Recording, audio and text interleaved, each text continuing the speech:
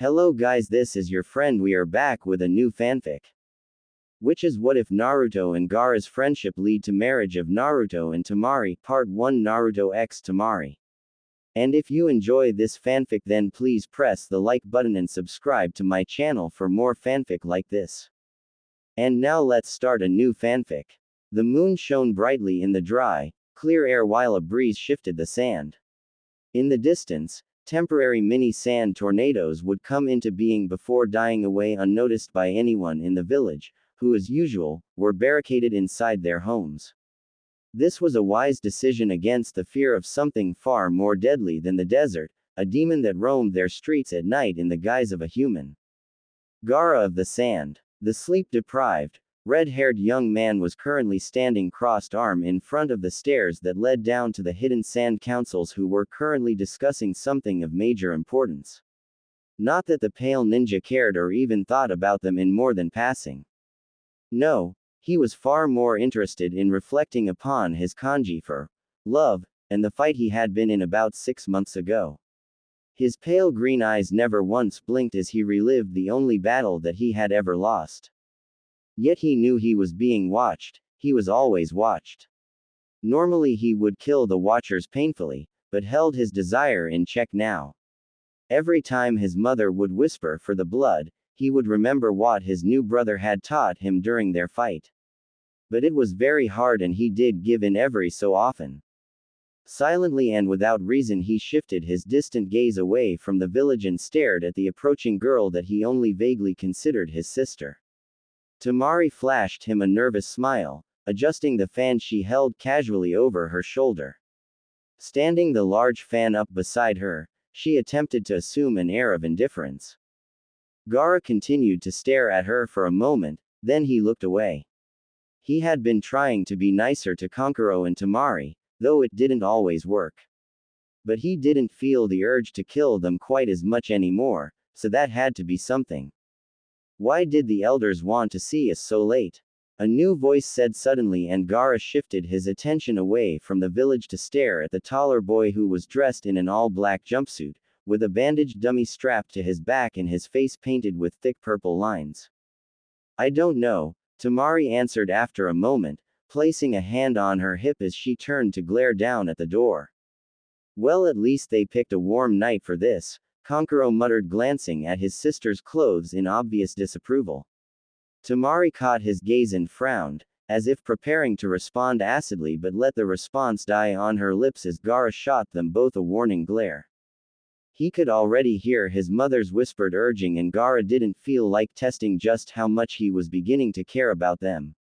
Silently the insomniac ninja turned and descended the rough-hewn stones, his scared siblings following behind him hesitantly. Coming to a stop, Gara short, staring at the sand-battered door until it opened to reveal a sand Jonin. Tsunade stared out at the gathered group in front her, fingers laced together and elbows resting on her desk. To the left stood the 5 sand ninjas, a girl and 4 males. One of whom she knew from the descriptions as Gara. He really did look insane. Eyes narrowing, she shifted her gaze to the 3 ninjas gathered on the other side of the room. The fattest one was lounging against the wall munching on chips. The only leaf girl present, who had long blonde hair, was currently whispering something to the bored-looking, dark-haired male in front who had his arms folded. Tsunade narrowed her eyes, considering the only combat-experienced ninjas currently available. The ones guarding the walls were out of the question for this mission, and everybody else was already in the field and not due back for a while. Still, she wished that she could send somebody other than Shikamaru, Ino and Choji. This was above an A- ranked mission, and considering who the last 2 members of the 5 members Leaf team would be, she wanted somebody that could actually control them. Not that having 5 Leaf ninjas with 5 sand ninjas was exactly a good idea, because despite the progress in relations between the 2 villages, nobody really trusted each other. Actually, Tsunade amended, things are only a little better than open war. Still, she had no other choice, and this was a mission that needed to be done quickly. Thankful before she could talk herself into postponing the mission, which could prove very dangerous, she was drawn from her musings by a loud boisterous voice arguing with a slightly more subdued feminine voice in the hallway through her closed door. Hearing his energetic and loud voice was actually rather good to hear right now, though she knew that by the end of the meeting she'd be more than ready for the silence of his absence.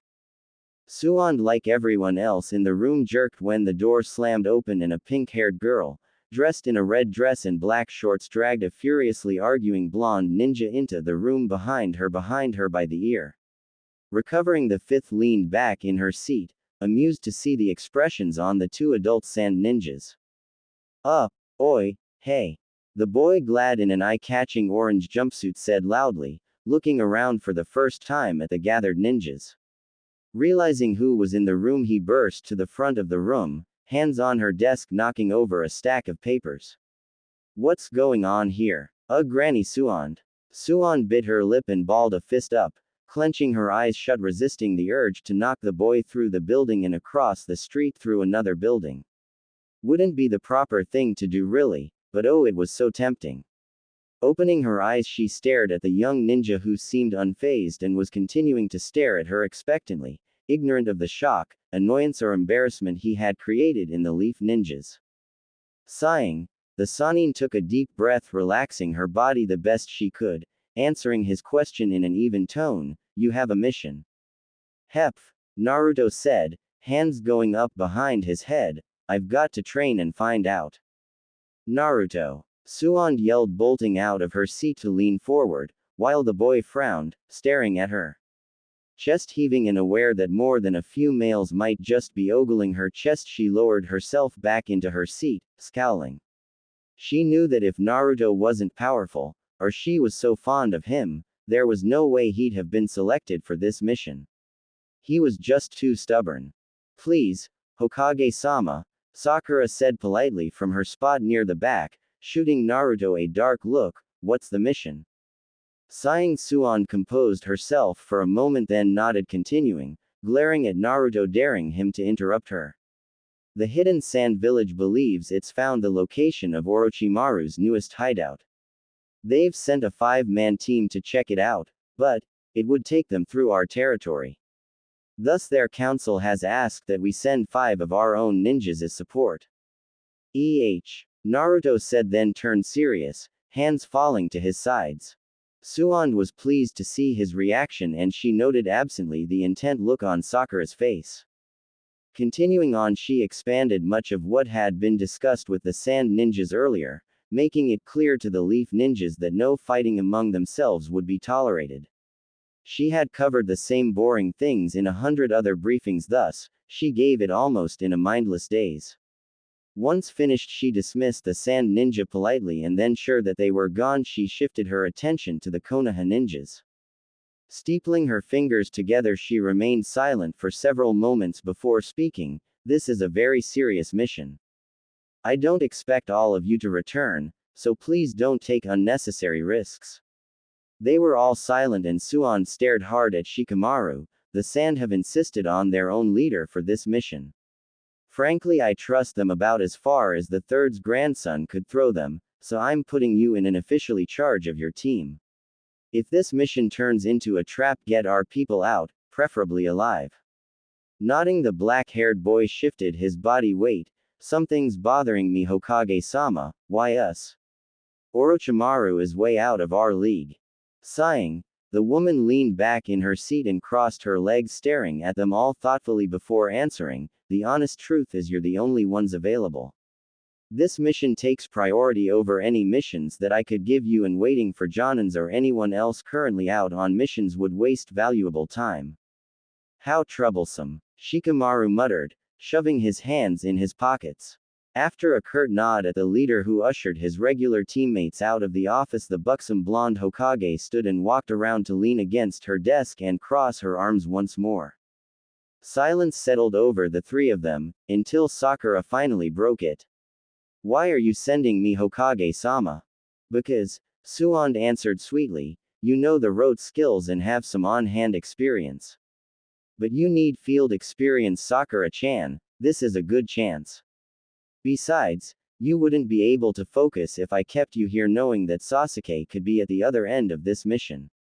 The girl blushed and the Hokage smiled fondly before looking at Naruto, who seemed lost in his own thoughts. Suddenly he seemed to notice her attention and looked at her expectantly. The Hokage glanced at her apprentice, who seemed to get the hint and discreetly slipped out of the office, leaving the two of them alone. Satisfied, Tsunade shifted her gaze back to the blonde. She had to have this out with him now. Naruto, do you know what it means to be Hokage? Startled, the energetic blonde stared at her for a moment before laughing. Of course I do. It means you're the best ninja and everybody acknowledges you. Suan couldn't help but sigh. Being Hokage isn't about just being the best or everybody acknowledging you. Seeing his frown, she was reminded strongly of her younger brother for a moment, which despite her seriousness forced her to smile slightly. Being Hokage is about making tough choices, Naruto, about doing what's right for everybody in the village. Naruto, if you were made Hokage today, right this minute, what would be the first thing you'd do? Suan asked, resolved to the fact that she would have to guide him to the answer, despite how satisfying just turning him loose on an unexpected village would be. The blonde did seem to actually give her question serious consideration. That was a good sign. At least she thought it was. He wasn't exactly the sharpest kunai in the pack after all. Finally he snapped his fingers, beaming at her. I get it, this is a test, right? To become Hokage. I knew I was close, but I should have known there'd be a test, so, this it right? Right, Granny Sue? His excited rambling was cut short, however, when Tsunade thumped him on the nose, sending him sailing across the room and into a wall. He remained in the impact crater for a moment, then fell to the ground groaning. OWWW. What was that for? Suan snorted. You need to think before you speak. Do you honestly think you're ready to become Hokage now? Naruto sat up, rubbing his nose as he tried to staunch the flow of blood, glaring at her darkly. Yes, Suan was reminded strongly of her brother and her lover at times, but there were other times where he reminded her of Jiraiya. Those usually were when she thumped him on the nose, which had become an undiscussed habit between them. Once he was back on his feet and reasonably recovered, she posed her question again and Naruto snorted, crossing his arms. The silence this time stretched on for a long time, then finally when he answered, Suan was rather pleased. First, I'd have to figure out a way to keep the villagers safe, I suppose. Then I'd have to work on the Hyuga family about that seal because I gave my word. I'd have to keep searching for Orochimaru and Sasuke. He paused, smiling brightly, hands behind his head, obviously pleased with his answers as well. Nodding, Suan crossed her arms once more, looking at the ground, then back up at him. After a few minutes, you could be Hokage, Naruto, if you could actually think like that all the time. But you've got this selfish need. Your promise to Sakura, which is admirable, is the only thing that seems to be in your head. This village is damaged. It's holding together because everybody is pitching together. Every ninja that we have is either on defense all the time or out on a mission, every ninja but you. All you do, Naruto, is turn down missions that the village needs done, because you've selfishly obsessed about making Sakura happy. Naruto paused, then looked at her closely, his shoulders slumping while he lowered his head. Suan shook her head, knowing that her tone had been harsher than she had meant it to be. But he had to understand, and she could only take so much of this. The village needed him like all the other ninjas, and he wasn't pulling his weight. The old man Hokage. Naruto stopped looking up at her, his blue eyes seeming to try and convey some silent meaning to her. I'm just trying. I'm sorry, he mumbled at last and lowered his eyes once more. Suan remained silent for several long minutes, stunned that he would actually mutter those words and grasp the lesson so clearly. Or at least seem to, she corrected herself. He did have a tendency to learn the wrong things from lessons he was taught. I won't give up on Sasuke, or on stopping Orochimaru. I will protect this village, and everybody important to me. Naruto said softly, then looked back up at her, gaze intent and serious. I promise. Suan couldn't help but smile in fondness at him. I know you won't, and I'll make sure you keep that promise. Just remember that you have to help out more, no matter how stupid a mission seems. I promise anything I send you on is something the village needs done. Seeing his mood moving into a more upbeat feeling, she laughed, then stopped as a wicked smile crept across her face. This was one of those rare moments when Shizune was gone and had left only the personal bodyguards that everybody insisted the Hokage had to have. True, there were seals to detect the use of genjutsu and ninjutsu, but they couldn't tell who was performing what ability. Her smile grew even wider, and if she could have gotten away with it, she'd have rubbed her hands together in anticipation. Hey, Granny Suan, why are you smiling? Hey, what's so funny? Naruto said, looking slightly peeved at being left out of the joke, and Suan couldn't help but smile even wider. Naruto, can you do me a huge favor? Seeing his interest, she continued, pleased with her plan, I'll buy you all the ramen you can eat in an hour if you do. All the ramen I can eat? Naruto said incredulously, then rubbed his hands together in a rather disturbing fashion. Suan chose to overlook this, however, she was rather fond of him after all. Crooking a finger so that he came closer, she lowered her voice and explained exactly what she wanted. The apartment was relatively small and dark. It consisted mostly of a bedroom, a bathroom, a kitchen, living room, and one spare bedroom that had been transformed into a practice area. It actually, despite how the outside looked, wasn't all that bad inside. Located in a more isolated area of the village, it seemed rather neglected and uncared for, much like its owner. Naruto had discovered the place after running away from his last set of foster parents. Well, it wasn't so much that he ran away as they had kicked him out and threatened him with bodily harm. The blonde ninja in question was currently sprawled out on his sagging couch, his ninja supplies packed and his food carefully selected. He wasn't about to forget food, especially the ever-ready packs of ramen. Smiling, he placed his hands behind his head, considering the events of the day. This mission was bigger than anything he had tried on his own, and he was slightly nervous. He remembered his time in the academy, how he had always managed to mess something up, and despite the various missions he had been on since then, that fear continued to lurk within his heart. He didn't want to mess up, he knew that he was running out of chances to find Sasuke. Thinking about that, he turned his thoughts to Suan. Everything she had said to him in private made him feel guilty. All this time of dreaming of being Hokage, he had never considered what the actual meaning behind the title meant. He understood it, of course, and he also understood her implied instructions about making tough choices and doing what's right for other people. After this mission, he would have to readjust his priorities. There was no doubt about it. Yes, he would still bring Sasuke back, but he had to make the hard choice of putting the village first. It was, he realized, a very mature thing to do, and he felt proud about making it.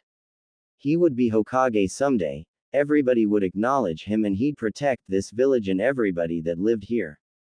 Sakura would, well, she'd be married to Sasuke. That was something else that was bothering him. He still liked Sakura, still wanted to date her, but now, he was accepting that she wasn't going to be with him. It was a very painful realization, one that he didn't like making. He kept it buried deep in his heart most of the time, pretending like always. He was very good at pretending, nobody could beat him at it. Sighing, he closed his eyes, forcing the familiar pains back into the recesses of his mind. Instead, he thought about the fun he had had helping old Lei Suan make good her escape. Oh, he knew that he would be yelled at by Shizune when he came back, but it had still been fun. His mass replication had provided the cover, allowing two transformations to take place unnoticed. One Naruto had become Suan and one Suan had become a Naruto. After that, it had been easy to sneak out of the office and into the busy streets with all 20 of his clones. He wouldn't have done it if she hadn't offered to buy him all the ramen he could eat. Unfortunately, she hadn't known just how much he could eat, and thus, her entire escape for a bar and casino had been pointless since she had had to spend all of her money to pay for his meals. Still, she had escaped, and she is happy about that. In the few hours she would have free of all the tedious paperwork she was forced to do, which Naruto completely understood. He was already planning his own ways to escape when he became a Hokage. Stifling a yawn, he snuggled into the sagging couch. He really should get up and go to bed. But he was so comfortable and he would be up in a few hours and have to come back down here, so maybe he should stay where he was at. It seemed like the wisest course of action. No use wasting energy after all, since he was going to be on a long mission and it was going to be with 5 people that he didn't particularly care for or trust. Without even realizing it, he had drifted off to sleep, his face innocent and snores echoing through the empty apartment. The dark-clothed ninja crouched down, hands pressed against each side of the window and balls of the feet just below the windowsill. Slate-colored eyes watched in silence as the 13-year-old girl changed clothes and prepared for bed. He studied every feature of the room and the occupant that he could, cataloging it away for future reference. Then, nodding to himself, he watched as the girl picked up a picture for a moment. Then, once she had replaced it and climbed into bed, turning off the light, he eased himself upright. Defying gravity with his feet placed firmly against the side of the building, he frowned before pushing off noiselessly, performing a backflip to rebound upward, heading for the roof of the building. Landing in a crouch, he produced a kunai with barely a whisper of movement. Scanning his surroundings, he snorted and stood, strolling across the roof to the edge where he paused, staring down into the alley. Silently he leapt across the expanse, moving along the rooftops, putting more room between him and the buildings with each passing second. 20 rooftops away, he paused and crouched down once more, within a few feet of the surrounding walls of the village and guarding ninjas. Performing the hand symbol of an owl to mold the required chakra, he whispered his intent, Eurobijin. Suddenly the dimness of the moonlit night was replaced with colors, as if the entire world was suddenly bathed in sunlight. Smirking, he scanned the wall, noting the ninjas, then continued on, keeping an eye on the wall as he went. Satisfied, he turned away from the outer row of homes and blinked, releasing the technique. Picking up speed, he darted from roof to roof till he reached a moderately nice building and landed without a noise on the balcony, kunai still in hand. Cautiously he moved toward the dark glass of the sliding doors and tapped 3 times with the weapon. Seconds later he was greeted with 4 rapid taps and he nodded, rapping an answer out quickly. He moved back slightly, weapon held up in front of him as the door slid open fractionally to reveal a sliver of a dark apartment. Then when it slid open even more, he eased inside, not letting his guard down till the door was closed and he found himself crouching among his comrades. There to the right was Temari, the annoyingly smug fangirl, and her asshole of a puppeteer brother Kankuro. Behind them, hidden in the darkness of the apartment, stood the unmoving Gara, and to the left crouched Baki, their team leader. "Well, Sogetsu," Baki whispered, his unhidden eye studying him closely. "They're undermanned, like our spies told us," Sogetsu answered softly, adjusting his weight on the balls of his feet, aware of the monster Gara staring at him. "As for this team that woman's sending with us, they're all just rookies that are marginally skilled, like you said." "What about that pink-haired bitch?" Kankuro asked sneeringly, and Sogetsu smirked. Baki nodded, his face turning serious. "Yes, what about this Sakura and Naruto?" At the mention of those names the room grew somber and Sogetsu was almost reluctant to explain. Glancing up into the narrowing eyes of Gara, he looked back at Baki quickly, obviously terrified. "I watched them after the meeting. Apparently Naruto helped the Hokage sneak out of her office. Anyway, Sakura and Naruto do seem to be close. They talked for a few minutes after she had berated him for sneaking the Hokage out, and he reaffirmed some sort of lifetime promise to her." Sogetsu stopped and shrugged. "What it was about I'm not sure, but after that they went to a ramen shop to eat. They didn't leave until the sun started to set. They talked for a few more minutes about inane topics, with Sakura hitting him over the head eventually. I followed the girl since we seemed to have enough information about the boy." "Are they a couple?" Temari asked quickly and then seemed startled at her seeming eagerness to know. "No, good friends I would hazard," Sogetsu answered offhandedly, more intent on giving all the information that he could before he forgot it. Sakura when she got home practiced some taijutsu and genjutsu and even a few ninjutsus, but nothing spectacular. But we know from our few spies she's been studying under the Hokage who's the famous medical Sanin, so, it makes sense she'd only practice some simple jutsus. Silence settled over them, not that it seemed to matter. Then finally Baki settled back on his haunches, his voice thoughtful. Nothing changes then. Are we sure that this Naruto is? Sogetsu started to respond, only to be cut off by the harsh voice of Gara. He is. Temari, Baki said quickly to keep silence from settling over them, don't fail. The blonde 15-year-old girl nodded curtly, not saying anything as she thoughtfully fingered the side of her large fan. The Sand Jonin closed his eyes in thought, leaving the others to settle in for the night. All save one, Gara remained wide awake and waiting.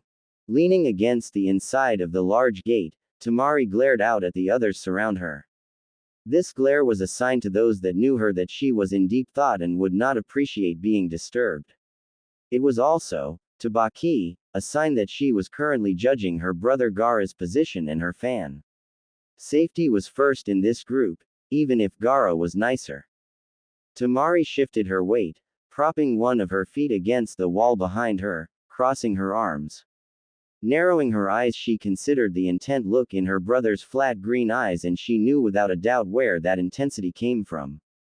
Uzumaki Naruto, the only ninja to have ever beat Gara, as in put him down for the count. Gara hadn't been able to do much of anything for a full day, he'd been so drained. That blonde ninja was the only reason that the Hidden Sand Council had been able to convince Gara to do this mission.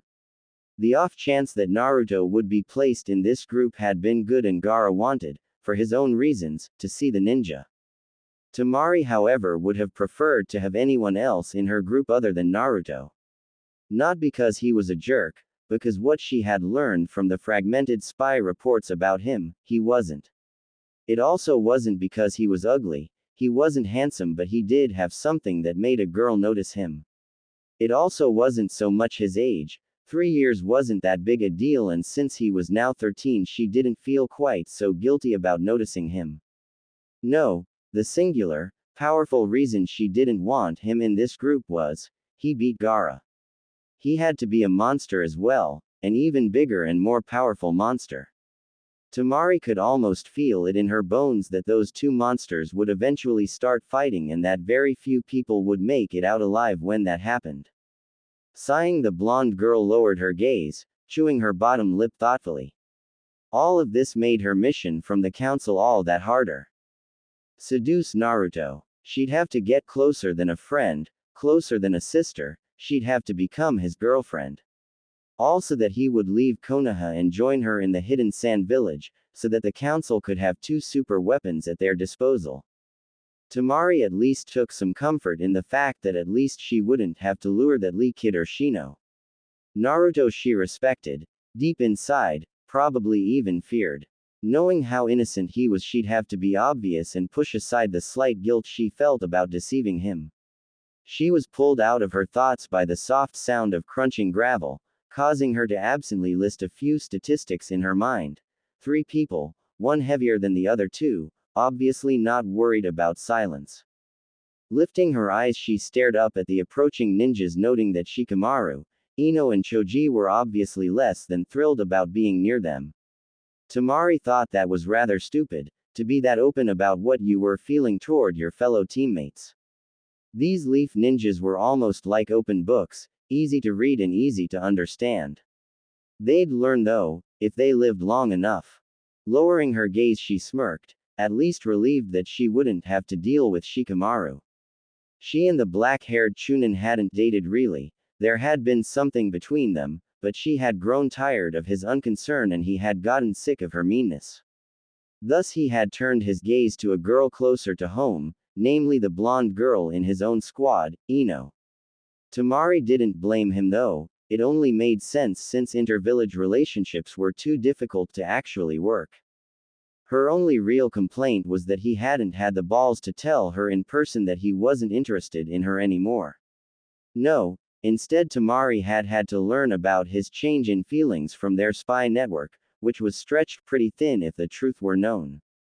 The Hokage wasn't stupid, she kept them neutralized in such a way that they learned nothing that she didn't want them to know. Temari was brought out of her thoughts once more when the sound of a loud energetic voice chattering happily reached her on the air. Cutting her eyes up and to the left she found the blonde boy, dressed in his orange, "Here I am. Kill me," jumpsuit, walking toward them with boundless energy and smiling brightly. Next to him was his pink-haired friend, Sakura. The girl looked less than thrilled about the energy Naruto was showing and kept shooting him dark glares. Temari kept her face neutral, noting the small barely noticeable signs that Sakura hadn't slept last night. Was she that nervous about going out on a mission? It didn't make much sense. The girl had been rather brave when she'd stood up to Gara to try and save the Uchiha. Maybe it was because of how much responsibility she had for this mission, not that Temari really cared. All that mattered was getting close to Naruto, if only she could figure out how. That was when Temari winced involuntarily from the blow Sakura had just delivered to the side of Naruto's head. The blonde sand ninja couldn't believe how hard she had hit him. Naruto's eyes were actually watering from the blow. Did the girl not know just how powerful he was? Nobody would dare hit her brother like that. Temari was sure that if she ever tired hitting Gara it'd be the last thing she'd ever do. Sakura had to be insane. Naruto however recovered and laughing started talking happily once more, then spotting Shikamaru darted toward them without an apparent care in the world. He was different from every other male ninja Temari had ever dealt with, they were all stern and serious. Proud and unwilling to be pushed around or laughed at. Yet Naruto didn't seem to mind, he was just happy. That was the only way to describe him, happy. Temari found that unnerving and annoying. How could any ninja be that unconcerned about not coming back? This mission was easily the most deadly and he didn't even seem aware that even he could die. Nobody was that unconcerned, nobody. Not even Gara. Shifting her gaze to her younger brother she paused, seeing just how detached he seemed. Then it slowly sunk in, Naruto and Gara were both detached from the fear of death. It was as if the two of them were in a different world from everybody else. Taking a sharp breath she nearly toppled over from that chilling understanding. Not fearing death led to dangers that no ninja would ever take. It was a fundamental safety feature built into humans, to fear death, so that you didn't try anything too ridiculous. Yet these two didn't have that, which meant the entire team was doomed to a violent death. Alright, Baki suddenly said, cutting across her chilling thoughts and drew everybody toward him. Looking down she watched as he knelt and started listing them in the marching order.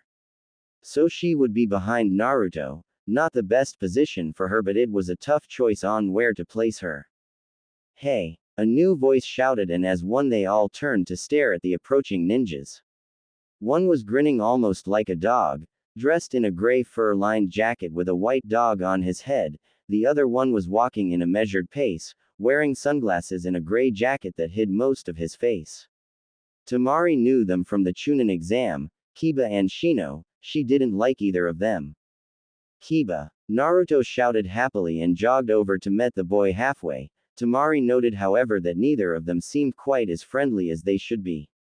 Ninjas from the same village often talked openly, but from their body language there was an unresolved conflict between them. Shino strode past the two seemingly friendly boys, leaving Kiba to explain the mission that had just come back from to an interested-looking Naruto and a resigned Sakura. The dark-haired, sunglass-wearing boy passed within an arm's length of Temari. He didn't even seem to register her presence and the blonde sand ninja resisted the urge to hit him over the head with her fan. He stopped next to Shikamaru and Baki, still unchanged from when he first appeared. The large sand leader raised his eyebrow and Shino answered the unasked question. The Hokage sent us. What for? Sogetsu rather irritatedly asked. Shino turned his head slightly to acknowledge the man, continuing in that same calm tone, she felt we would be better suited for this mission than Ino and Choji. Temari almost blanched in realization of what this meant. Ino and Choji were being replaced by these two, which meant she would now have a bug creep in her group.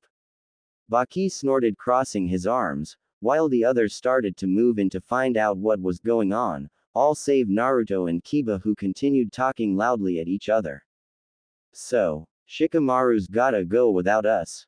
Ino asked softly, and Temari almost laughed at how pitiful the blonde girl looked. When Baki nodded, Ino turned away and Shikamaru merely frowned even more. Ah, Kanekiro muttered as he moved to stand next to Temari. So sweet, it makes me want to throw up. Temari glanced at him, smirking slightly, then looked over at Naruto, wondering how to go about what was required of her. Putting it off for a few more minutes, she looked back at the group, listening absently to Baki rearrange their marching order. She was pleased to note that Naruto was now behind her. Despite her happiness in the change of orders, she saw Shikamaru glancing at Ino, and for a moment Temari wondered why the Hokage would make such a dangerous switch at the last minute. Then it hit her, those two were dating. That meant Shikamaru could be blindsided, or blackmailed. How could anybody other than Gara possibly let someone so close to them die? It would be a weakness that a clever enemy would notice and exploit. By removing her, the Hokage was removing a problem. But obviously she wasn't aware of the conflict between Naruto and Kiba, unless she had included Shino for the express purpose of being a buffer between the two if things became heated. Temari shifted her attention back to their group leader, unsurprised that he took the change in stride. After a few extra minutes filling in the new arrivals, Shikamaru, Choji and Ino moved away from the group. Too far away to be heard, and Temari sighed in annoyance at this new delay. Did these guys really not understand what was going down? They didn't have time for this, because they really were going to seek out Orochimaru, not attack if they could help it, but to make sure that the location was correct. Rolling her eyes, the sand ninja saw the fringed indifference in Shikamaru as he spoke to Choji, before looking at Ino. The girl looked almost ready to cry. Honestly, how pathetic could you get? Temari could almost guess what she was saying to him. Ino would ask if he really had to go and then beg him to refuse. Shikamaru would respond that he couldn't just run away and that it was troublesome. When Ino took the boy's hand, Temari couldn't help but snort. She was startled, however, when Ino suddenly leaned up and kissed him, then stepped away. Feeling vaguely annoyed that she didn't have anyone to kiss, Temari looked away from the couple only to find Sakura and Naruto standing close by. The sand ninja couldn't help but wonder what the blonde was thinking, then he turned away from the sight, glancing at the pink-haired girl behind him. Sakura-chan. Sakura glanced at Naruto, giving him a small smile. Temari puzzled over that for a moment, trying to figure out if she should use this to her advantage if she could. Then before she could reach a moral decision, Baki's voice cut across the still morning air. We're wasting time. Sighing, she slipped the fan into the sash over her shoulder and moved forward as the others fell into place. At least they were finally getting started. Temari took comfort in that. The forest path was beautiful, considering that summer was beginning to fade away. Already there was a sting of coolness in the air, and trees were getting an early start on shedding their leaves. The majestic beauty was lost, however, to the pink-haired girl currently following Shino as they moved ever onwards. She was reflecting on Sasuke, Naruto and herself. They had all been through so much together, and now they were each moving along a path that took them away from that time together. Sasuke was studying under possibly one of the most evil ninjas that had ever existed, willingly. This mission meant that she would come face to face with him for the first time since that night. He wouldn't want to come back, not willingly, and she had her fears that Naruto wouldn't be able to drag him back. Naruto, who was fast becoming a superb ninja that the villagers were starting to notice as something more than a disruption. He wasn't nearly as reviled as he had been, at least Sakura thought he wasn't. But then he spoke so little about his past, she wasn't really sure what he was used to. He was fast becoming her most important friend. He hardly asked her out that much anymore, and she suspected that the few times he had were just from habit. He was loyal to a fault. She had learned that the hard way. That was why when she betrayed him, she would never be able to forgive herself. Sakura would fight alongside him to the very bitter end, would probably die with him if she had to, but if the choice came like she knew it would, she would turn on him. She'd betray her village, her family and her friends. If Sasuke would let her join him, she'd betray them all. He had her heart and she couldn't take it back. That was why she had spent last night just laying in bed, thinking about what this mission meant and what she would have to do. Shifting her unseeing gaze from the forest, she stared at the blonde ahead of her. He had his hands behind his head and he was chattering happily about some inane topic. Seeing him like that, she felt a leaden feeling settle into the pit of her stomach. It was funny that out of everybody that she would betray to be with Sasuke, he was the only one she felt guilty about doing it to. Naruto understood her. Naruto knew who she was really and he trusted her completely and utterly. Would he ever forgive her? She prayed he could, because his was the only forgiveness she wanted. She put those thoughts and feelings into a compartment of her mind. The mind was nothing but compartments where things were placed or hidden until you wanted to think or see them. At least that's what Suand had told her once during their lessons. The mind, if understood, could help heal many injuries the body suffered. As a medical ninja, Sakura had been forced to learn to compartmentalize her own thoughts, and it came in handy because now she could focus on her immediate mission. Keeping everybody in this group alive, which meant she reviewed every single medical supply and skills that she had. How would things work with Shino's body and the chakra bugs? Or Gara and that sand? Naruto was the least of her worries, having learned from Suand and some personal observations that he healed very quickly and didn't seem quite as susceptible to poisons as other people. She wasn't clear how he managed that, but as long as he didn't do anything too stupid, she wouldn't worry about him. For a moment her old insecurities welled up inside her. What if she messed up? What if she accidentally did something wrong and cost a teammate their life? Or crippled them, or any of 1,001 other things? Could she even be of any help during a battle, other than to possibly maim her team? She was going to be a burden on everyone, and Naruto would have to help her, have to shoulder the consequences of her stupidity. Then her pride flared up and turned those fears into ash. She had put in hours of effort into her training under the Hokage, probably as much as Naruto was putting into his. She wasn't just becoming a great medical ninja, she was also developing some of the Sannin's legendary strength and even becoming more skilled in her taijutsu. She wasn't in Naruto's ballpark yet, but she was close, she could feel it. Which meant she wouldn't be a burden at all. This time she'd be out there fighting with the rest of them. Hell yeah, her inner self shouted in agreement, and Sakura allowed herself to smile. Oddly enough, it was the same smile that Suand had anytime she had an excellent plan for escaping her duties as Hokage. It was a rather disturbing smile, actually.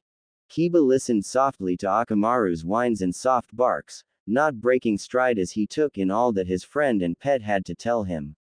He sniffed the air softly, his chakra increasing his range.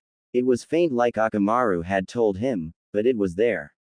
The smell of old blood, just up ahead and to the left. It was nothing, probably just a wounded animal, but he'd keep his eyes open just in case. He couldn't let his guard down, not even here in Konoha, not with these bastards traveling with him. He fingered the cold metal of his kunai inside his jacket's pocket, listening as Akamaru barked softly, telling him how close the group leader was. He refused to trust these sand ninjas, even if they had saved him during the Sasuke rescue mission. At least he wasn't alone. Shino was with him, and Sakura and Shikamaru and Naruto, so he at least had 4 people he could count on. He looked up slightly, listening to Akamaru carefully before he looked around, considering the forest. They were definitely reaching an area he didn't have too much knowledge about, which put him on guard even more. When Akamaru barked yet again, he smiled. I think so too. Think what? A deep voice said from behind him, and Kiba looked around at the large man following behind him. I was agreeing with Akamaru. Kiba answered offhandedly. You told us that we're going east and that's all, and here we are walking through a relatively unknown area of Konoha openly. It's strange. We're heading to a small island off the coast of the water country, Baki answered blandly. The Sand Council believes that Orochimaru has hidden himself there and we're walking so openly because I figured we'd be fine for now in Konoha even if it wasn't that well known. Or are you saying that Konoha can't police its own countryside? Kiba narrowed his eyes, snorting in disgust as he looked ahead. He really didn't like that bastard, not that it mattered. Right now he had to keep moving, keep them out of any traps because the truth was the Hidden Leaf Village really couldn't police the countryside like it used to. It would be very possibly for enemy ninjas to be roaming the countryside, but the Godime had given him and Shino specific instructions to keep that fact a secret. Akamaru barked softly and Kiba nodded in agreement, not responding. Naruto was curious, which meant of course that eventually trouble would follow. He couldn't help it however. He was a curious person by nature and he had very little reservations about following the curiosity through to the end. Currently what had caught his curiosity was the girl in front him, or more to the point her clothes. Why, he couldn't help but wonder, was she dressed in a soft blue shirt and skirt combination with black mesh that didn't really cover either of her legs and a red sash that held her folded fan in place. There was a chill in the air and it was already past lunchtime. She should by all rights be a bit cold and he didn't think that her choice in clothes were very combat effective. This of course was his curiosity only after he had spent the last 2 hours staring at her legs in a rather Eros-seinen fashion.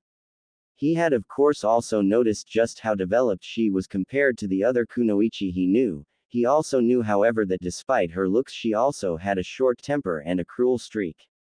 Naruto resisted his curiosity for as long as he could, roughly 5 minutes, then he found himself tapping her shoulder. He wasn't even sure what he was going to say, it had been pure impulse on his part.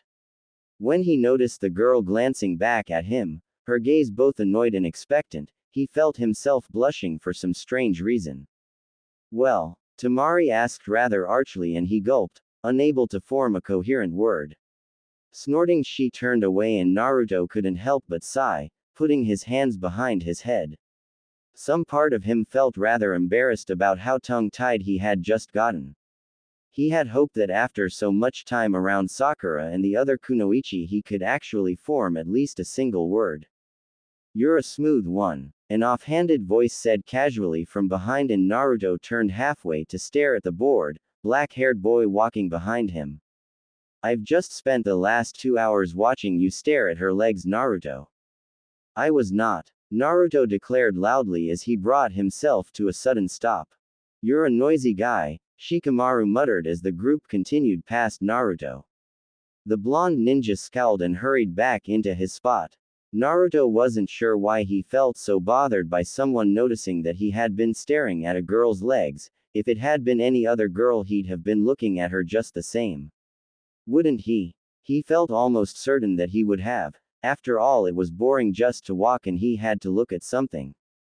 Temari happened to have something worth watching, there was nothing else to it.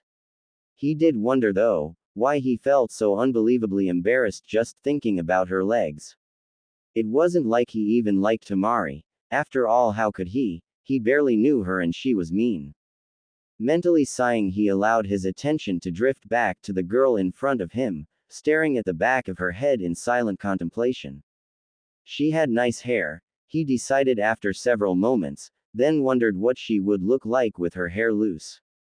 He however wouldn't dare ask her to let her 4 ponytails down, that might get him hurt and get Shikamaru hinting at something.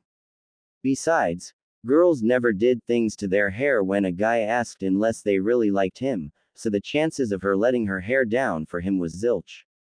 Forcing his mind away from considering Temari, he instead thought about his current team. He wasn't thrilled about having Kiba and Shino in this group, but he trusted them to do their best. Still, the unspoken accusations in Kiba's eyes unnerved Naruto slightly. It wasn't his fault, Naruto said decisively to himself. She knew she didn't have to do it to make him proud. Didn't she? Naruto questioned softly, looking at the path at his feet. Like the previous times that question was asked, he received no answer, and just like those other times, it was soon shelved in favor of thoughts about training in this mission. Naruto squinted his eyes, not out of boredom but because he was hard at work on a new move.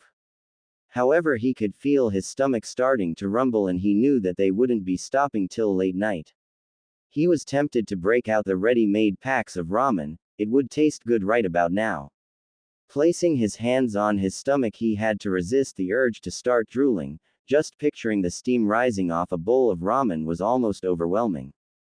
He was pulled from his daydreams of ramen by the sudden feeling that someone was staring at him. Looking around like a surprised animal, it took him a minute to realize that Temari was looking at him from over her shoulder. Blushing under her scrutiny, he held her gaze until she looked away huffily. Without her attention focused on him, Naruto frowned, spending another 6 hours trying to figure out why exactly she had been looking at him. Hands behind his head, he turned over every possibility he could conceive of, which, being rather dim in certain matters, weren't very brilliant.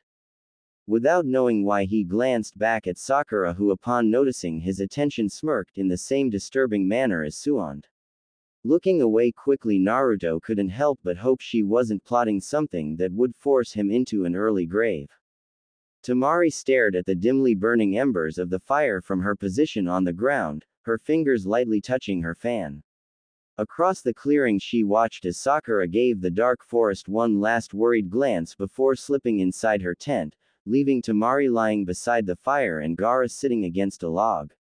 Sakura had been the last one to give up on seeing Naruto when he returned. The blonde ninja had, upon hearing that they were setting up camp for the night, slipped unnoticed out of the camp. He was out there, doing who knew what, but nobody had been sent after him.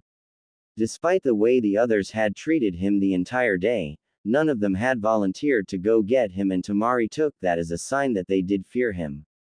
Even Baki and Kankuro had rejected the idea of searching for him, and nobody had been brave enough to order Gara to find the boy and bring him back.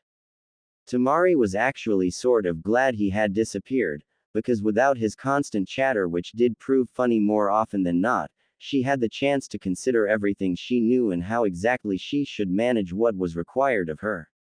Unfortunately, she had spent the whole night thinking about how openly he'd been staring at her body all day. She had felt his eyes all over her body, and he had made no secret of his gaze, so everybody else knew what he was doing as well. That still sent a little thrill up her spine. Nobody had ever been that open in looking at her. He knew she was a ninja, he knew she was related to Gara, and he was still looking at her like that. Shikamaru had never looked at her quite that openly, and the few boyfriends she'd had before him had been insistent that they kept the relationship discreet. It was her private curse for being related to Gara. Nobody wanted to get close to you or sustain a relationship when your youngest brother was a sociopath killer that barely had a toehold on sanity. Temari found herself smiling despite herself, hoping that Naruto would be just as open in staring at her tomorrow. She liked the feeling it gave her, and she absently decided that seducing him wouldn't be so bad, or so hard. However, the part of her mind that wasn't quite satisfied with those thoughts reminded her that Naruto would never leave Konoha. He was too loyal for that. Still, she argued sleepily, it would be fun to try. Without realizing it, her eyes drifted closed, her breathing becoming light as she began to doze. Her dream was odd, more dreamlike than ever, centering on the fight between Gara and Naruto. Only it wasn't Gara the blonde was fighting, it was the Uchiha, and instead of the stupid pink-haired Sakura that Naruto had been trying to save, it was Temari.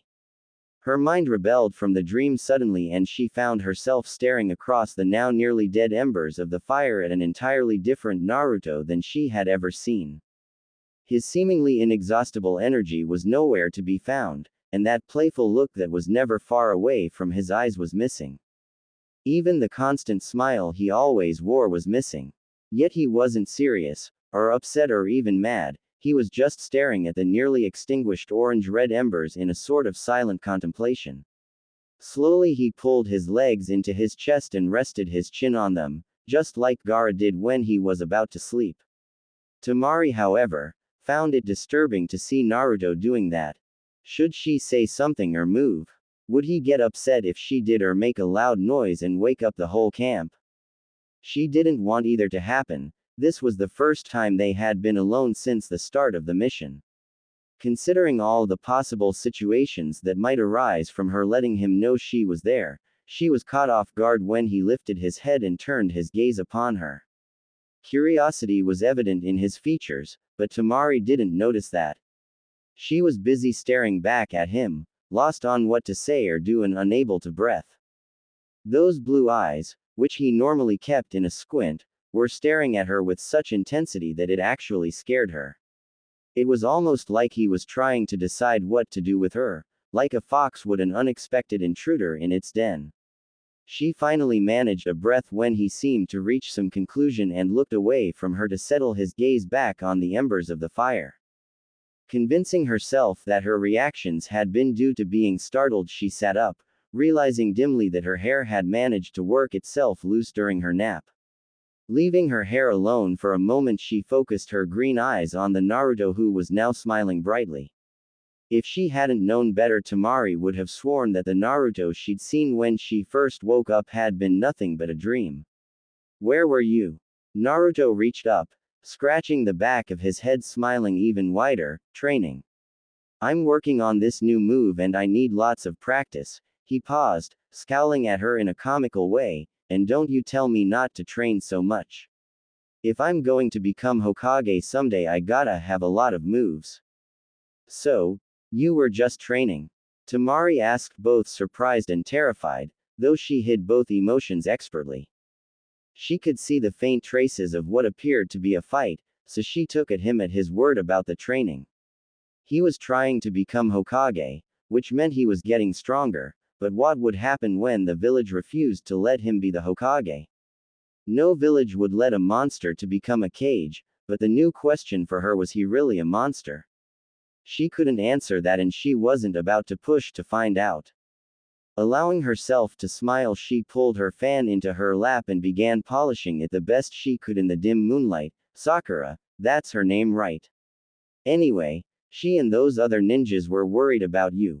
Watching him surreptitiously, she noted the small frown on his face, which let her know that he didn't like people worrying about him when he was training. So he did have some male pride. That was useful to know. Does it always get this chilly here? Temari asked suddenly, looking up from her polishing efforts to establish eye contact with him.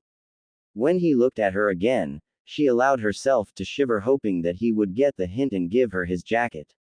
She wasn't really all that cold, but it would be the typical romantic gesture.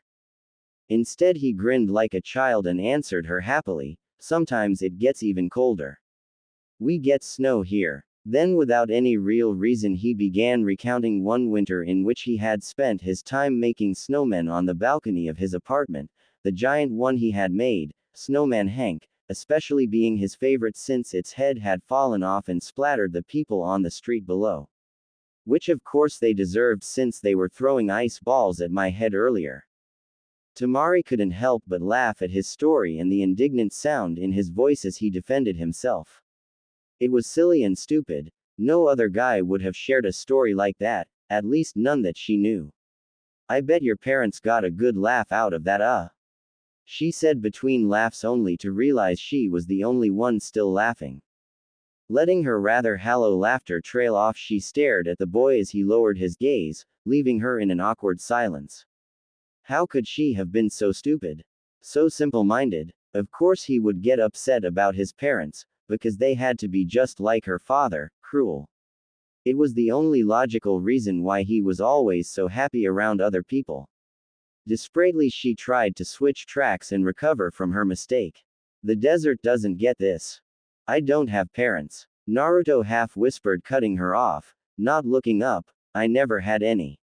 I was always in a foster family, but none of them wanted me. Nobody wanted me. Nobody even wanted to know I was alive or see me. The families kept throwing me out, and after the last time I just stayed on my own. Naruto. Lifting his head, he gave her a rare, earnest smile while his blue eyes reflected the dim glow of the dying embers. Added to this was the moon as it finally slipped out from behind the clouds overhead, highlighting his hair in such a way that it made Temari realize he looked rather handsome right then. I grew up by myself, with everybody ignoring and hating me. Then somebody noticed me, accepted me, and now I have friends. Family sort of, and I'd do anything to protect those important to me. Temari sat there, holding his now intense gaze. His promise, that he would protect those important to him, made something inside her almost scream out that she wanted to be included. She squashed it though, knowing it was only because of her loneliness and not because she actually liked him. Still, she found it odd how he had grown up in almost the exact same conditions as Gara and came out like this instead of a killer. Shaking her head, she stood her fan up before standing herself, which allowed her stare down at him. Sometimes having parents isn't a good thing. When Naruto raised an eyebrow, she took that as sign to expand on her statement, and she did just that. Father would get very angry when Gara would disobey him, and since the sand protected Gara, he took it out on those he could touch. She paused, wondering why she was telling him this other than some part of her wanted him to know, to say something, what she wanted him to say she didn't know. Naruto remained silent for a moment, his eyebrows pulling together as he tried to understand what she was implying.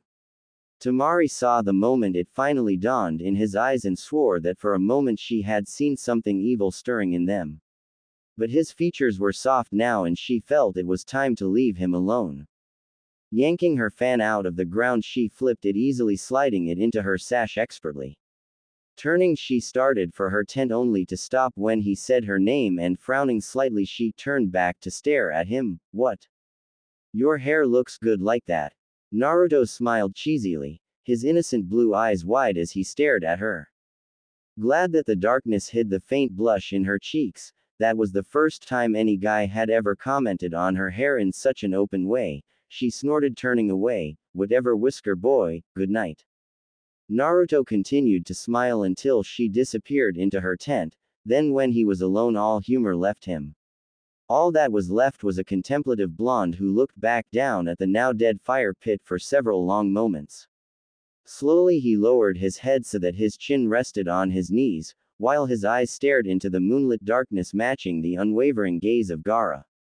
Neither said a word, merely stared at each other through the darkness of night, as if in some private conversation. Uzumaki, Naruto, and Gara of the desert, the monsters of leaf and sand. So, you like ramen? Shikamaru stared blankly at the side of the tent, listening to the loud snores directed directly at his ear. It never failed that for the few days that they had been out here, Kiba would somehow manage to wind up next to him and snoring directly in his ear. This, in Shikamaru's opinion, was the problem with sharing a tent with someone else. Everybody had annoying and troublesome habits, and in such a confined space they were only going to be revealed to everybody. Sighing, the black-haired Chunin sat up, aware that it was only Kiba and himself inside the tent. Shino, for some unknown reason, woke up an hour before sunrise and would leave the tent. Naruto had never spent an entire night in the tent. Usually he would go to bed before everybody and then would disappear sometime during the night. The blonde would always be at the fire talking with Sakura, Shino, and Temari in the morning. Getting into a half-crouch, Shikamaru opened the tent, slipping out into the cool morning. The leaves and grass actually sparkled with the dew from the previous night. Glancing to his left, he noted the position of his fellow teammates. Gara was still sitting against the log staring at Naruto, who was seated between Sakura and Temari. Baki stood a little ways off talking with Sogutsu, with Kankuro near the tent they shared working on his dummies. Shaking his head, the boy turned, heading into the surrounding forest, knowing how troublesome it would be if anybody spotted him. Once enclosed by the silence of the forest, he allowed himself to reflect on the mission, wondering who the ninjas were that were shadowing them and what their mission was. Maybe they were just keeping an eye on them or preparing for an assassination. Shikamaru would put money on an assassination, only he wasn't sure who the target was. Frowning, he shoved his hands into his pockets, tilting his head, weighing each team member but still unable to figure it out. Well, at least everybody in the team knew they were here, at least everybody except Naruto, who had been beyond distracted by Temari's legs.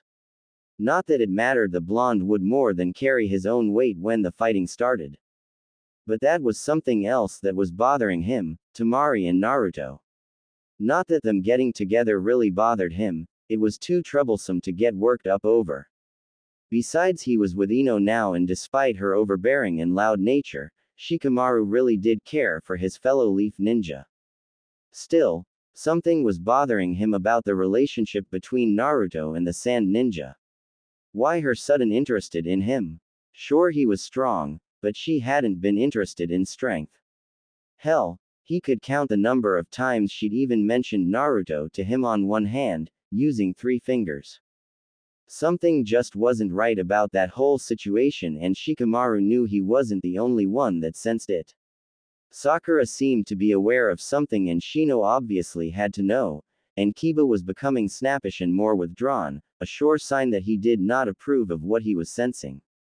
Everybody but Naruto seemed to know that something was off in that relationship, but then again Shikamaru wasn't surprised. Naruto might have been great in battle, seeing things quickly that others would miss or ignore. But in the world outside of battle, the boy was utterly clueless. Shoving those thoughts aside, the Chunin eased himself down into a sitting position, back against the trunk of a tree. Stifling a yawn of boredom, he stared up dispassionately at the thin wisps of clouds overhead, reflecting that he loved the silence. Yet there was a small voice in the back of his mind, whispering that something was missing. He shrugged it off for as long as he could, enjoying the chill in the early morning air.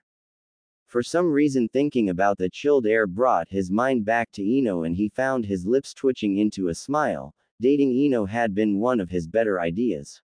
She had finally understood his desire for a moment in the morning where he could be utterly surrounded by silence. Of course, he in turn was dragged everywhere she wanted to go. The girl made the silence better, lying out together in the forest around the village, staring up at the sky. They'd meet before the team was supposed to see each other, and then just wander out into the forest and stare up at the brightening sky in utter silence. Her head would rest on his stomach and his would rest on his hands. It was one of the few times that she was silent, and Shikamaru treasured those moments. After a few more minutes he sighed, standing back up, knowing that if he didn't get back soon he'd have to listen to a lecture. He found that prospect far too troublesome, so the wisest course of action was to head back. Then his ears heard the crack of a twig. Seconds later 4 ninjas appeared, most of their faces covered in masks so that only their eyes and eyebrows showed. The one apparently in charge was laughing. I wonder if all the ninjas Konoha sent are this stupid. Rule 1 is to never go off by yourself. Shikamaru merely scowled, his hands still at his sides. Ooh, are you trying to be tough or are you scared? The leader taunted, laughing. I think he's scared. One of the other ninjas interjected, laughing as well. I wouldn't worry about things that much, one of the other ninjas said, chuckling. You won't be alive much longer to care. Shikamaru continued to glare at each of them in stony silence. The leader smiled thinly, producing a kunai wrapping a scroll around the handle. I'll make it quick and painless, just because you remind me of my little brother. That said, the leader hurtled his kunai forward, aimed directly between Shikamaru's eyes. It would have been a perfect hit, except it passed completely through the boy's head and struck the tree. Seconds later, the 4 mysterious ninjas were leaping into the limbs high over the clearing while a green mist settled over the air. Damn it! The leader hissed, looking at the other 3, before focusing on one with blue eyes. I thought you hit him with the temporary paralysis technique, Gichi. I did, Gichi retorted hotly, and the leader narrowed his green eyes. Then how the hell did he manage to disappear and leave behind a clone? The leader hissed back, then shifted his gaze to the other 2 ninjas. The plan can still work. I'll find him. Daiki, you have to hurry. Daisuke, make contact with our insider and tell him what happened. Both nodded before leaping away into the forest, leaving Gichi and the leader alone. Silently the 2 ninjas remained motionless. Then Gichi spoke. This one was just lucky, Mirai. I don't think any of them are as strong as we were told. Maybe Gichi, Mirai murmured, Green eyes narrowed as he considered the forest floor below, but I'm not taking any chances. I want you to head to the rendezvous point and wait there, get things ready. We can't risk failure. What are you going to do? Gichi asked after a moment, raising an eyebrow. Play a hunch. Mirai answered cryptically before dropping to the floor and disappearing into the forest. Sitting cross-legged, facing away from the fire and his teammates, the young man dressed in the black jumpsuit selected a thin tool designed especially for work on marionettes. Frowning, he carefully detached the head from one of his prized devices of death, Karasu. Easing the mouth open, careful to avoid the spring-loaded poison daggers, then set to work adjusting the minuscule gears that controlled the joints of the mouth. He prized his puppets more than anything, and with an almost religious zeal he would maintain them and adjust the most minor of things. He paused, setting the tool he was using aside, and eased the jaw shut before extending a strand of chakra to open the mouth so that the dagger extended. Seeing that it had indeed reacted slightly faster, he cut his chakra string and picked up the tool once more. He had learned from his brief battle with Shino not too long ago that Karasu had slow reaction time, thus he was almost obsessing about speeding it up. Every joint and crease had been tweaked to get maximum speed and power, all except for the head. For some reason Karasu's head was being stubborn about letting him adjust its gears for speed, but it didn't matter. Kankuro would keep working at it until he was satisfied. Checking the device once more, he smiled, pleased with the progress so far. His hand hesitated, 2 inches from a gear as he realized just how close to the poison dagger he was. Easing his hand back, he set the tool aside, considering the other tools for a moment, then glanced over his shoulder at the various leaf members of his team. He saw Kiba and the damn dog of his that kept trying to mark its territory on Kankuro's marionettes, goofing off. Closer to the fire was, Kill Me, Kankuro's private name for Naruto due to his loud nature and clothing, who had Sakura and Temari laughing at something he'd just said. He couldn't understand what kind of sense this made. None of them had been able to fight evenly with those sound ninjas that had kidnapped the Uchiha, so why send them on a mission where they'd have to face the very man that had killed both the Hokage and the Kazekage? Cursing all the evil spirits that had conspired to torture him with this team, he turned back to his project. Taking a steadying breath, he picked up a different tool. This one was thinner and longer, allowing him to keep a moderately safe distance between his hand and the dagger as long as he concentrated and kept his hand perfectly steady. Narrowing his eyes, he slowly tweaked the minor gear, wondering if this would increase his precious puppet's reaction time as he thought. Arf! Jerking, Kankuro tossed the head into the air, both startled by the sudden barking noise and the fact that a small furry object had slammed into the back of his head. Tools scattered, the ninja sprang to his feet, kicking out at the white dog who dodged, growling up at him, "You little mutt." "Hey," an angry voice said, and Kankuro looked at Kiba, who was stalking toward him. He was just chasing a damn ball. It's not his fault. Kankuro in response to this kicked out again, only to have his foot bit by the dog.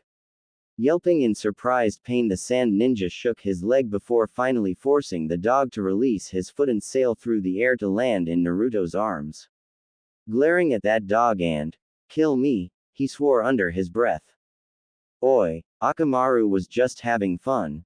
You didn't have to freak out," Naruto said, while Akamaru growled in warning at the still glaring Kankuro. All the gods in the heavens, did he have to have these 3 morons on his team? Then suddenly he remembered Karasu's head and he began looking around in a panic, until he found that pink-haired bitch picking it up. It didn't seem too damaged, maybe a slight dislocation of a jaw, but that was because he'd had it open at the time. He could fix it, maybe. He'd have to check his material first to be sure though. Turning away from the puppet head, he glared at the dog, his voice venomous, "That damn mutt's lucky I can still fix it. He should be put to sleep and save us all a headache." "What did you say?" Kiba interjected angrily, moving as if he was about to attack the boy. "I didn't stutter," Kankuro shouted back, gesturing at his puppet's head without looking. "Look at what that Kunoichi's holding." Your mutt of a dog caused that, and I'm personally going to see he's put down. He winced, however, as the puppet's head bounced off his to fall to the ground and turned to glare at the now pissed-looking girl. Keep your damn hissy fits to yourself, ya pink bimbo. Snorting in disgust, he looked back at a defiant Kiba. Only instead, he found an angry-looking Naruto in his face, which startled him so badly that he actually took a step back. Don't call her that, Naruto said with a sharp edge to his voice. Kankuro resisted the urge to respond and start a fight that he so desperately wanted to. Baki would lose it if he did, so he merely rolled his eyes in disgust and then, keeping an eye on Naruto, Kiba and Akamaru, he picked up Karasu's head. Squaring his feet, he allowed the chakra strings to attach themselves to the puppet's head if he needed it. You keep that mud away from me and my puppets, Kankuro said dangerously, staring at Kiba's livid face. If you don't, I'll neuter both of you. Kiba's eye twitched, his fists balling as he prepared to attack. Kankuro was ready, his chakra strings were ready to launch Karasu's head in a half-second. Hef, Naruto suddenly interjected loudly, Kiba's supposed to be scared of a guy that plays with dolls. There was a moment of silence, then Kiba started laughing, leaning against a stoic Shino. Sakura covered her mouth to keep from laughing out loud, though Temari wasn't making a secret of her laughter. Bastard. They are action figures and when used properly deadly tools. Kankuro roared at the now laughing boy, which only seemed to increase the amount of laughter directed his way. Glaring at the blonde, the mud and Kiba, Kankuro turned, scooping up his various tools and puppets, stalking away from them. Their laughter ringing in his ears, he would have attacked, he should have attacked, but Baki had been adamant about none of them fighting with each other, and the only person scary than Baki when he was angry was Gara. Turning to glare at them, he sat down angrily and picking up the tool kit, he placed Karasu's head in his lap and started to work, repairing it. He paused, however, sensing the attention he was receiving, and looked up, frowning darkly at Baki. What? I know how much you hate the Leaf Ninjas, especially that boy, but remember the mission. Kankuro clutched the tool in his hand tightly, his answer short and to the point. Yes, sir. That said, he turned back to his marionette, focusing his entire being into what he was doing, wanting to kill all of them painfully. How dare they laugh at him and his weapons? How dare Naruto call them such a derisive term, dolls? Dolls. I'm going to kill him, Kankuro muttered to himself, reaffirming his silent promise from the preliminary matches of the Chunin exam. I'll crush him then kill him. Kankuro grinned darkly, already hearing, kill me, begging for mercy. That was the one thing that Kankuro had in common with Gara, when he wanted to kill he enjoyed it. The forest was far too silent, it was bordering on unnatural. There should have been bird songs and predators moving stealthy through the underbrush, or even deer or a rabbit, some sign of life. Shikamaru stored this fact, knowing that it meant either he was in a genjutsu or something evil was in the forest. Moving quickly, leaving very little of a trail, he wondered how he had gotten this far away from camp.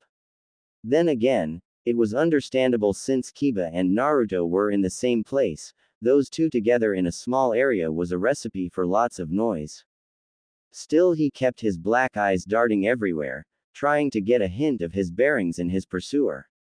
He spotted the masked ninja keeping pace with him off to the left among the trees. Apparently, this ninja didn't care about being seen, which prompted Shikamaru to leap out of the way a split second before a dozen kunais and throwing stars slashed into the ground where he had just been. Then, before the black-haired leaf ninja could appreciate how narrow that trap had been, he was leaping backwards to avoid the kick that had just sailed harmlessly through the air where his head had just been. Resetting himself, the young ninja sized up his enemy, then leapt to the side and forward as his real enemy attacked from the back. This mystery ninja was good, but he relied too heavily on clone ninjutsu. Still, as Shikamaru raced through the forest, desperately trying to regain his bearings, he knew that no matter how smart he was, he would overlook something eventually. Which meant he'd have to go on the offensive soon. The question was how to do that. Seconds later he pulled a kunai and thrust it out to block the mysterious ninja's sudden thrust. Blades locking, Shikamaru slid backwards from the force. This wasn't good, he thought, narrowing his eyes. His enemy was both skilled and strong. No way could he win head-on, but that was fine. Shikamaru knew that despite how troublesome this situation was, he'd been in worse and it was still only one ninja. Pushing the kunai away with a strain, the ninja leapt backwards, hands flashing through the seals required for his shadow imitation. It was a second after he had already sent his shadow racing toward the still off-balance enemy that he noticed the masked man's lack of shadow. He darted his eyes to the right and branched off a section of his shadow, capturing the enemy. Unfortunately, he had his concentration broken as several kunais raced through the air toward him. Apparently, this man had already set a trap even before he attacked. Moving quickly, Shikamaru dodged certain death, but he had to release his attacker, who wasted no time in launching forward in a new attack. Relaying on taijutsu for the moment, Shikamaru noted that the masked ninja seemed to be favoring his left side. So either it was his weak side, or he'd been hurt there recently. Not much to work with, but it was something, and he hastily formulated a plan. Continuing his dance of evasiveness, the Chunin produced two kunais, flinging one off to the side into the forest while the other arched out and stopped the incoming kunai aimed at his throat. It was only a moment, but that was all Shikamaru needed. Thrusting his foot out, he kicked the man in groin and took off in the direction of the kunai he'd thrown. Fleeing quickly and not bothering to hide his tracks too well, giving the appearance of panicking, he formed the hand seals, creating two clones that each moved in a different direction, intent on leading him to the clearing. Spotting the kunai he'd thrown stuck in the trunk of a tree, he jumped and, sinking it deeper into the trunk, disappeared into the limbs high overhead. Shikamaru took a moment to study his surrounding, then satisfied, he left one last clone crouching down on the limb before he dropped noiselessly to the foliage on the left. Controlling his breathing, he flashed through one last set of seals, molding his chakra, whispering his intent: demonic illusion, false surroundings technique. Across the clearing, a dead tree transformed into an illusion of him crouching down, breathing heavily and eyes closed. Done, he quietly slipped his last kunai out so that he held one in each hand, then prepared to wait. Knowing his enemy, it wouldn't be long. Hopefully the man would be so angry that he'd act without thinking clearly. He was gambling, not something he was prone to do, but he had no other choice. Gara stared disgustedly at the surrounding foliage, loathing this forest for all of its greenness. At least it was quiet, Naruto's grumbles of annoyance aside. Gara could tolerate them, mainly because they were curses directed at Shikamaru who everybody had to look for, and because they were in a subdued tone. That was one thing he would never be able to live with: excess noise. It quickly frayed his nerves and forced him to do things he would rather not do. It was one of the main reasons he killed some people. That was one of Gara's problems on this mission. He had several. Actually, Naruto wasn't always quiet. Yet Gara didn't feel quite the same urge to silence him that he did for Kiba. Naruto also seemed to change from moment to moment, like the desert. One minute the blonde could be terrified, then the next utterly confident. One minute he could be as calm as a pool of water and then as wild as a sandstorm. This was the reason why, even after the last few days of traveling with the blonde, he still couldn't understand Naruto. He couldn't understand how the Naruto that had beaten him had been so scared the day before. He couldn't understand how anybody could always find a reason to smile, even when others couldn't. Gara couldn't figure out why the ninja who had to be as powerful as him, if not even more so, would tolerate the constant abuse from Sakura and the names the other leaf ninjas called him. Most of all, he couldn't grasp how Naruto could actually be lulled by the mockery of nature that was this forest. Naruto didn't understand that nature was the desert, where you could wake up in the middle of the night and find a scorpion on your chest or a poisonous snake on the floor of your room. Nature was death at any moment if you weren't fast enough, smart enough, or strong enough. Naruto was, for lack of a better word, strange. Yet Gara continued to view him as a brother, because he knew that Naruto was a creature of dual personalities. During the day, he was bright and cheerful, always joking and laughing, talking and constantly moving. At night, however, Gara suspected the real Naruto snuck out. The blonde ninja always disappeared when the moon was up and he would stay away for hours, only to turn up dirty and battered later. At night, Naruto was quiet and subdued. He would sit beside the burned-out fire with an air that he was to be left alone with his thoughts.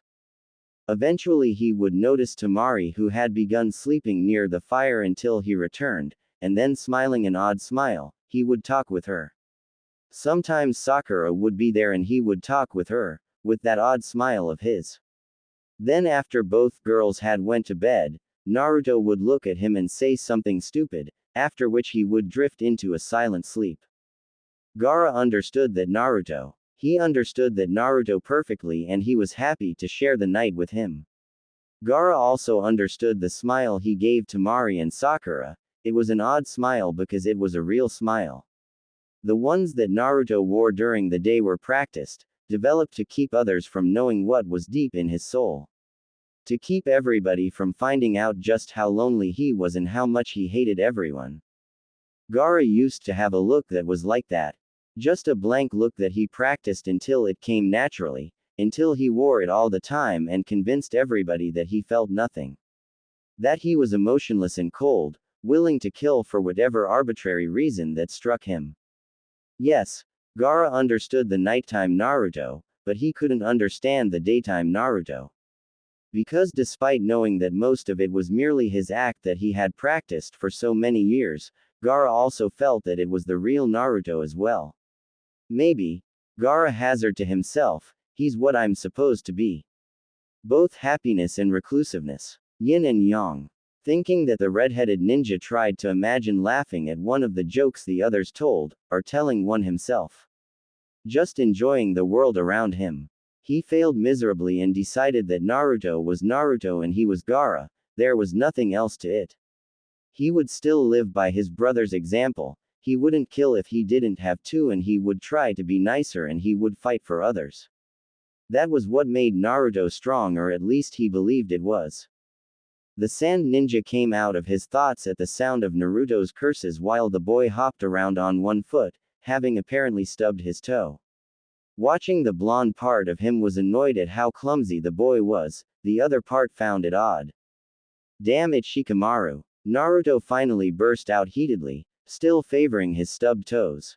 Glaring at the forest, he snorted and turned, only to find Gara staring at him. The red-headed ninja watched the look on his face carefully, as he did with the villagers and other sand ninjas. It wasn't fearful or repulsed, it was a concerned anger. Why? Did he consider this Shikamaru important, or was there something else? Then he saw the way those blue eyes shifted to the left, as if thinking about something, and then came back to settle on his face. Gara instantly understood what was going on and the unasked question. He didn't feel hurt or angry, surprisingly. No, he found himself saying, continuing the staring contest that he had entered with Naruto. I'm trying. Gara added, feeling slightly annoyed. Naruto's eyebrows came together for a moment before he turned away. Damn it. Shikamaru, where the hell are you? The blonde called once more, startling Gara. It was that easy. Naruto trusted him that easily. To be honest, Gara had never had someone take him at his word, at least never taken him at his word about not killing somebody. You're different, Gara said abruptly, and Naruto spun to look at him. Huh, you trust me. You're different, and you don't have the same eyes as before. Gara crossed his arms. During their battle, Naruto's eyes had been different, and not just the shape or color, but in the determination and the loneliness that had shown in them. Those eyes had truly beaten him and had truly made him think that he had a brother. Not even Uchiha Sasuke's eyes had been that lonely or that determined. What the hell? Those eyes, they told me you understood, Gara said blandly, staring at the boy's narrowed eyes and disgruntled face, that you were the same. He paused, frowning slightly. I thought the same thing, Naruto said very softly, like you were a brother. Huh, Gara grunted, mildly surprised to hear his own thoughts directed at him. Brothers, Naruto repeated in a distant voice as he lowered his gaze to the ground between them. Silence settled over the two for several moments until at last Naruto looked back up, his eyes once more as Gara remembered. But I've got a brother and I'm going to break every bone in his body. Uchiha Sasuke, Gara said almost immediately after Naruto's statement. It was an almost obvious conclusion to draw. The two had grown up in the same village, in almost the same but not identical loneliness. Gara supposed that in a distant way, he had to consider the black-haired boy a brother as well since he had managed to fight him evenly for a few minutes and he had been the first one Gara had ever seen with the same hateful eyes as his. Naruto continued to stare at Gara, and then slowly one of those rare genuine smiles appeared. Brothers. Gara stood there a moment, wondering if he had meant Sasuke, then realizing that he had been affirming that Gara was indeed his brother. Knowing that stirred something Gara wasn't used to feeling, but it wasn't completely alien. Suddenly Naruto was there, arms slung around his shoulder and talking in a loud voice, "Okay. First things first, we have to get you a sense of humor." Gara felt his eye twitching as Naruto rattled on, trying to explain the nuisances of humor to him as they moved nosily through the forest once more. Maybe he should just use his sand to crush the blonde and save him the headaches that he would experience down the road. As tempting as that was, he didn't, trying to understand the joke Naruto was telling that involved 3 Jonins and a Hokage going into a bar. Maybe Temari would get the punch line, he'd have to remember the joke and ask her about it. A rustling of leaves and suddenly a kunai was whistling through the air followed by a broad-shouldered masked man. He skidded to a halt as the kunai hit its target with a thunk normally associated with metal hitting wood. Before he had time to react, a shadow was attempting to attach itself to him, only he had no shadow and disappeared as another kunai came hurtling through the air up into the tree. Only this weapon too sailed harmlessly through a clone and the masked man moved into the clearing frowning, only to vanish when another Shikamaru seemed to throw a kunai from the left side. This new Shikamaru disappeared in a puff of smoke as the masked ninja dropped to the ground from overhead. "Got you." No sooner had the real masked ninja uttered that than he found himself frozen by a Shikamaru who was on the right side of the clearing. "What? How?" the masked ninja shouted in distress, frozen in position. "You were too obvious," Shikamaru answered, not breaking his concentration. "Earlier in the fight you weren't favoring any side, then you started favoring the left. I bought it till I had time to set this up. When I realized the ploy I left a clone and switched positions to attack from the direction you wouldn't expect. So this was a trap. I see," the masked leader muttered, struggling futile against the shadow hold the boy had on him. "I thought it was just a trap. You're smarter than we were told. Hey, don't suppose you'll tell me what your plan is, Shikamaru asked tiredly, and when the man remained silent, Shikamaru closed his eyes and flashed through the seals, only opening his eyes to stare at his enemy. Shadow neck bind technique. The leader's eyes went wide as he felt the cold sensation of a shadow slowly moving up his body. Seconds later, the insubstantial fingers of the hand grasped his neck, tightly choking him. 2 minutes later, Shikamaru let the technique release its hold. "I'm better than during the exams now, I can keep this up for an hour." "Well," Shikamaru corrected silently, "if I hadn't been forced to expend so much chakra I'd be able to do it for 20 minutes. The Chunin could already feel the effects of creating so many clones. He had enough chakra to hold the mysterious ninja for 10 minutes, after that he'd have to find a more permanent solution. Why did it always seem to end up like this? Him using up most of his chakra so that he couldn't finish a fight on his own. He had no answer. All he knew was he didn't like it. Maybe he'd start training with Naruto at night. He decided against that since it would be way too troublesome. His current training was hard enough. "Hey, you should know I'll die before you get anything out of me," the masked man boasted, and Shikamaru frowned even more, lost as what to do.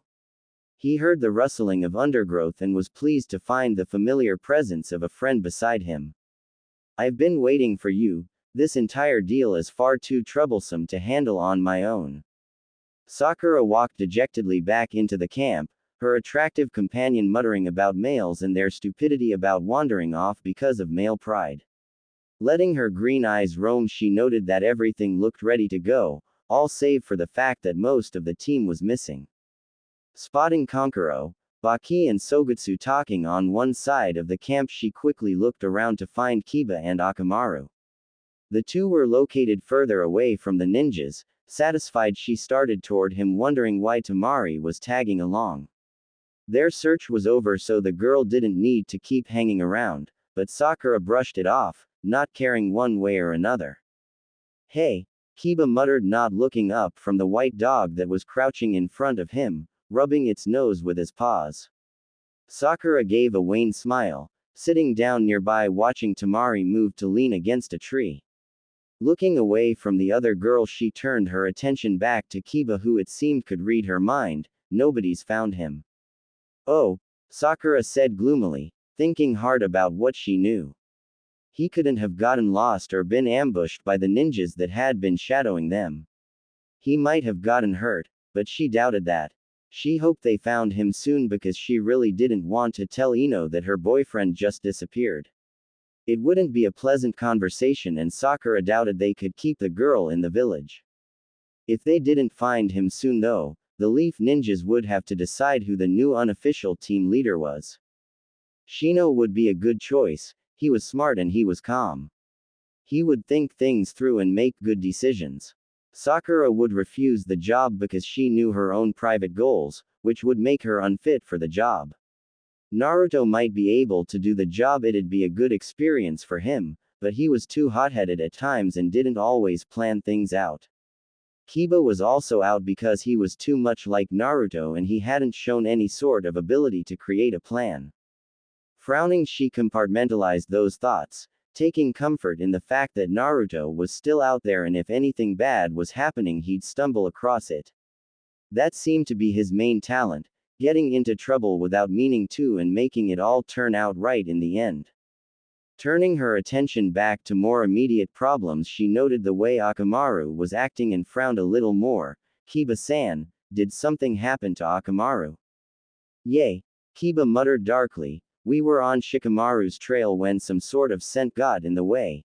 It was horrible, but we didn't think too much about it till we realized that we couldn't smell anything. He picked up a squirming Akamaru in an attempt to stop the puppy from fidgeting. I used some medicine that cleared it up for me, but it's not working in Akamaru. I'm worried it's damaged his nose. Sakura nodded absently, then plucked the dog easily from the boy's hands. Let me take a look. Then concentrating her chakra into a hand, she slipped easily into the dog's body. She did a brief check on the lungs first, and then moved on to the nose where she found that Kiba was right. The dog's nose was damaged, but it wasn't permanent, merely uncomfortable. Without much thought, she healed it the best she could. Animal physiology was harder to work with than human after all, then smiling handed him back to his master. Wow, Kiba muttered, holding a now happily barking Akamaru. Then the boy glanced at her, grinning. You're really good. It's just a simple healing jutsu, Sakura said brightly, even though inner Sakura was doing an odd dance, shouting, hell yeah. I'm good. I'm good. Take that, old lady Suand. Laughing without meaning to, she found Kiba laughing with her, and for a moment, she felt good. No, you say who's there? Startled, Sakura turned to see Naruto strolling out of the forest with an unamused Gara at his side. Naruto seemed to be working himself into a fit and his voice grew in volume, oblivious that Gara's right eye was twitching dangerously. Okay, one more time. Knock knock. The red-headed ninja paused and, cutting his eyes over, stared at the blonde beside him in what appeared to be a tolerate fashion. Who's there? Boo! Naruto exclaimed, jerking his hands up, then back as sand came swirling up to where the spot where his hands had been.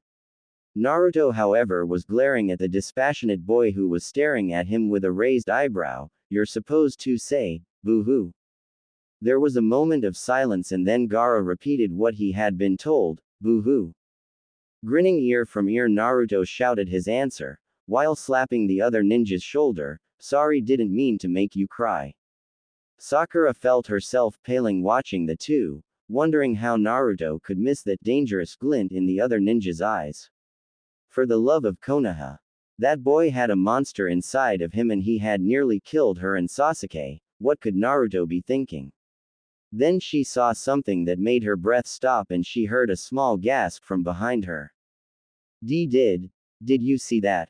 Kiba asked softly from beside her and Sakura nodded. Gara just smiled. Temari whispered and Sakura nodded again, thinking that the smile had made him look 20 times more frightening. It didn't belong on his face, no smile belonged there, it was unnatural. It was evil. Naruto however seemed ignorant of that fact and smiling himself finally spotted them. Thrusting his hand in the air, he smiled a little wider. Oi! Temari. Sakura-chan. Sakura blinked slightly, feeling suddenly put out that he hadn't noticed her first. It wasn't the first time during the Tea Country mission, he had noticed Sasama first, but this time it felt slightly different. She puzzled over it for a few minutes as he started toward her grinning, deciding that she just valued him noticing her. He always noticed her, always got worked up over her, and when he didn't she felt left out. You guys find Shikamaru? Naruto asked as he plopped down across from Kiba and Akamaru. Sure we did. We just hid him from you, that's all. Temari retorted and Sakura giggled into her hand watching as Naruto laughed as well, seconds before a playfully growling Akamaru pounced on him. Sakura watched the two, cheering Akamaru on for a few minutes before she stopped and glanced at the sun's position in the sky. It was almost directly overhead, time for lunch and still no sign of Shikamaru or Shino, she added absently. She felt the slight edge of worry eating at her, but she was hoping that Shino had found the boy and they were merely taking their time coming back to camp. However, this did mean one thing. Until Shikamaru or Shino showed back up, she was in charge of the Leaf Ninjas currently present. Abruptly her thoughts were derailed by an intense stench that swept over the camp, forcing several people to dry retch. Kiba and Akamaru however suffered the most, both whining and trying to protect their noses. Naruto was doing the same thing for some strange reason, but he wasn't being as frantic about it. Sakura was too busy trying to keep her eyes from watering to care about that. After a few moments, either they were used to it or it had faded. The various ninjas regained their normalcy and turned as one toward Kiba, who pointed off in a vague direction talking in a nasally voice. It's Shino's secret weapon, some sort super stink bug. Sakura turned in the direction he had pointed to find the sunglass-wearing Shino and a bored Shikamaru standing just beyond the trees watching them. Sakura would have taken a breath of relief, but unfortunately, the air was too thick with the stench. Then she noticed that the two ninjas weren't getting any closer. Baki seemed to be wondering about that as well since he started toward them, holding his own nose. This is the scent of an Akushu bug, Shino explained, not breaking from his calm manner to shout, it'll fade in a few days. What happened? Naruto called, then promptly choked from the lung full of air he'd absorbed. Shikamaru was being attacked by some local kids playing ninja, so when I arrived we decided to drive them off with this scent. Shino paused as if judging the wind before looking at Baki. I'd recommend that we walk downwind of you. Baki snorted and turned, shouting thickly for everybody to get their stuff, and then stalked off.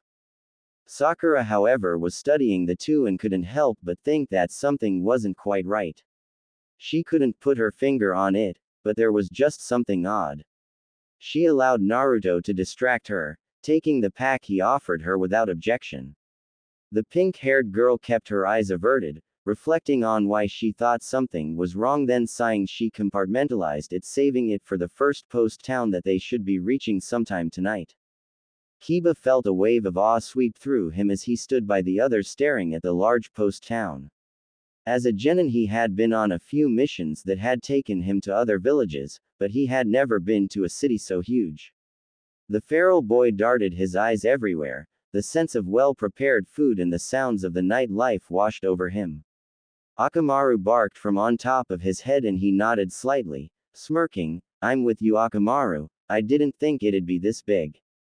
Meh, Naruto muttered, hands behind his head busy scanning the streets. Ignoring the blonde, Kiba grinned, not feeling all that bad about leaving Shikamaru and Shino alone on the outskirts of the town. I say we. He was cut off however by Baki, who sounded bored. We're getting rooms, and then we all go take a bath. Just to be safe. Kiba knew this was a wise, though boring, course of action. The stench from Shino's bugs had faded once they left the two ninjas on the edge of the town, but they could convincible have gotten used to the smell. Naruto grumbled something, but a sharp elbow in the side from Sakura stifled that, and Kiba rolled his eyes. Sometimes he really wondered how he had ever lost to that boy in preliminary matches of the Chunin exam. Other times he considered getting a bottle of sake, which he often borrowed from his older sister Hana, so that they both could get blind stinking drunk together. Excuse me, Baki S.